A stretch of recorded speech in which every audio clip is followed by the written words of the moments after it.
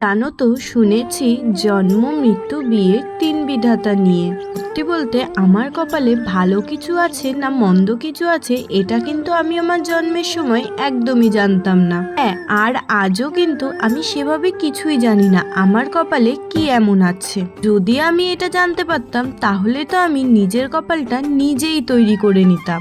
মানুষের জীবনেই না পাওয়ার একটা গল্প থাকে। এই না পাওয়া বলতে আমরা কিন্তু শুধু ভালোবাসাকেই বুঝি তা কিন্তু নয়। এই না পাওয়ার মধ্যে কিন্তু অনেক কিছু জড়িয়ে থাকে। যেমন এক একটা মানুষের জীবনে এক একটা কিছু না পাওয়ার গল্প জড়িয়ে থাকে।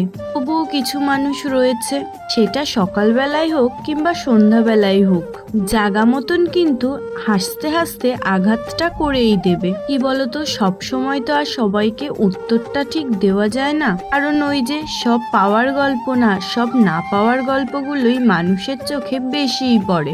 আমি জানি আমি মেয়ে হয়ে জন্মেছি বলে আবার সংসার ছেড়ে আমি কিন্তু চলে এসেছি আমার স্বামীর সংসারে। সংসারে আসার পর স্বামী, শ্বশুর শাশুড়ি সবাইকে নিয়ে কিন্তু আমাকে সংসারে চলতে হবে। তারপর তো সারা জীবন এই সংসার জীবনটা নিয়েই বেঁচে থাকতে হবে। শুধু এটুকুই বলার, না পাওয়ার গল্প কিন্তু অনেকের জীবনেই থাকে। তাই বলে সেই না পাওয়াটা নিয়ে সেই মানুষটাকে আঘাত করাটা কিন্তু একদমই ঠিক নয়। তবুও কি বলতো, যার যেটুকু মনোবৃত্তি সে তো সেটুকু অবশ্যই করবে। এটা তুমি আমি বলেও কিন্তু কোনোদিনও ঠিক করতে পারবো না।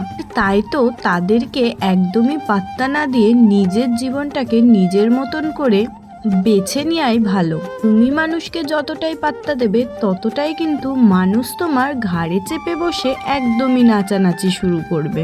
তাই তো পার্শ্ববর্তী কিছু মানুষের কথাগুলোকে পাশে ফেলে আমি কিন্তু নিজের জীবনটাকে নিজের মতন করেই বেছে নিয়েছি। হ্যাঁ, অবশ্যই কিন্তু আমার স্বামী সবসময়ই আমার পাশে থাকে। সব থেকে বড় সাপোর্টিভ জায়গা হলো একটা মেয়ের কাছে তার স্বামী। সে যদি আমার পাশে থাকে আর শ্বশুর শাশুড়ি যদি আমার পাশে থেকে যায়, তাহলে পার্শ্ববর্তী কোনো মানুষের কথাই কিন্তু আর আমার কান দিয়ে একদমই ঢুকবে না। চলো তাহলে, আজকে কিন্তু তোমাদের সাথে অনেকগুলো কথা শেয়ার করলাম। আমি জানি আমার মতন এরকম প্রবলেম কিন্তু অনেক মেয়েরাই ফেস করছো। তাই তো আজকের কথাগুলো তোমাদের সাথে আমার শেয়ার করা। নাও বাপু, অনেক কথা বলে ফেললাম, এবার না হয় রিয়েল ভিডিওতে ফিরে আসি। দেখো, সকাল সকাল বর মশাই আর আমি কিন্তু একটু ঘুরতে বেরিয়ে গেছিলাম। যেমনি হচ্ছে বাইরে বৃষ্টি, তেমনি কিন্তু বাইরে খুবই গরম। তাই তো এখন আমরা একটু আখের রস খেয়ে নেব। আচ্ছা বলো তো দেখি, এরকম ওয়েদার কার কার ভালো লাগছে? এই ঝকঝকে রোদ তো এই ঝমঝম করে বৃষ্টি। তো যখন আমরা বাড়ির থেকে বেরিয়েছিলাম তখন কিন্তু খুবই বৃষ্টি পড়ছিল।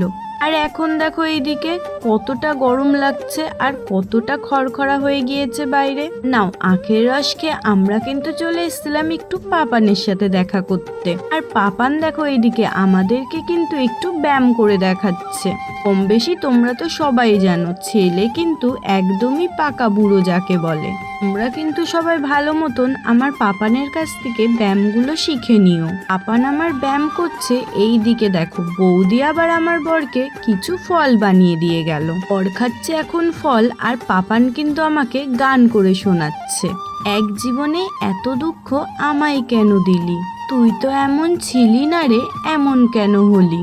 জানি না আমার পাপানের এইটুকু জীবনে কে এত দুঃখ দিল। তার জন্য কিন্তু আমার পাপান এই গানটা সবসময়ই করে। এই গানটা আমার পাপানের গলায় রিয়েল ভয়েসে আমি তোমাদেরকে শোনাবো। অবশ্যই সেটার আলাদা করে একটা ভিডিও শেয়ার করব। আজকে কিন্তু অনেক কথা বলে ফেললাম।